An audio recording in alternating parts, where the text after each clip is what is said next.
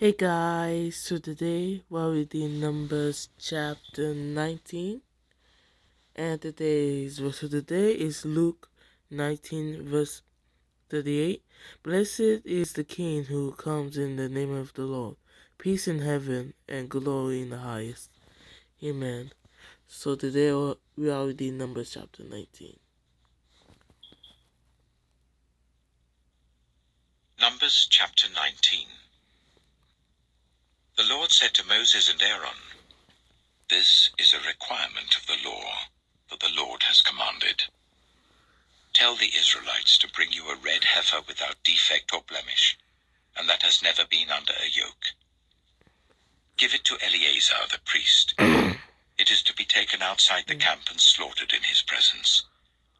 Then Eleazar the priest is to take some of its blood on his finger and sprinkle it 7 times towards the front of the tent of meeting. While he watches, the heifer is to be burned, its hide, flesh, blood, and intestines. The priest is to take some cedar wood, hyssop, and scarlet wool, and throw them onto the burning heifer. After that, the priest must wash his clothes and bathe himself with water. He may then come into the camp, but he will be ceremonially unclean till evening. The man who burns it must also wash his clothes and bathe with water, and he too will be unclean till evening. A man who is clean shall gather up the ashes of the heifer and put them in a ceremonially clean place outside the camp. They are to be kept by the Israelite community for use in the water of cleansing. It is for purification from sin. The man who gathers up the ashes of the heifer must also wash his clothes, and he too will be unclean till evening. This will be a lasting ordinance both for the Israelites and for the foreigners residing among them. Whoever touches a human corpse will be unclean for 7 days. They must purify themselves with the water on the 3rd day and on the 7th day. Then they will be clean. But if they do not purify themselves on the 3rd and 7th day, they will not be clean.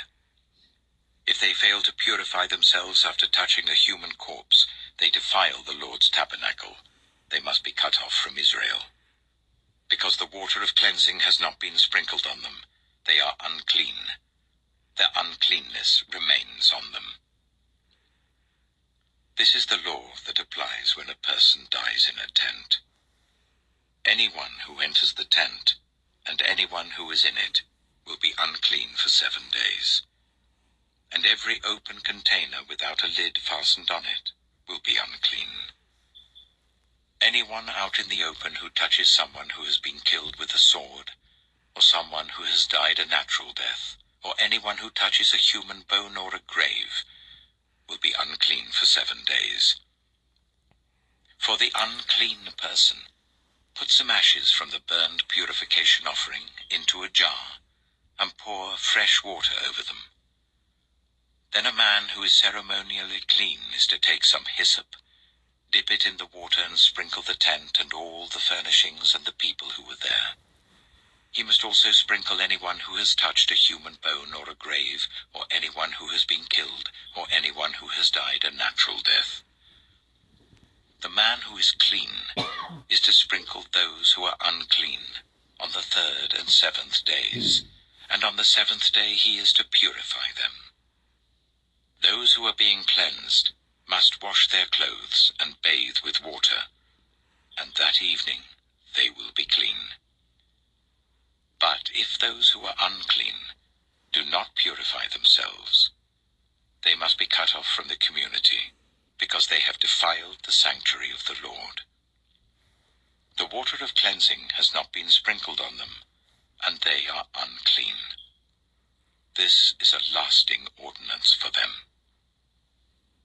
The man who sprinkles the water of cleansing must also wash his clothes, and anyone who touches the water of cleansing will be unclean till evening. Anything that an unclean person touches becomes unclean, and anyone who touches it becomes unclean till evening. Amen. So that was Numbers chapter 19. And tomorrow we're going to read Numbers chapter 20. I'm going to end the video off here. You guys have a blessed night. Amen.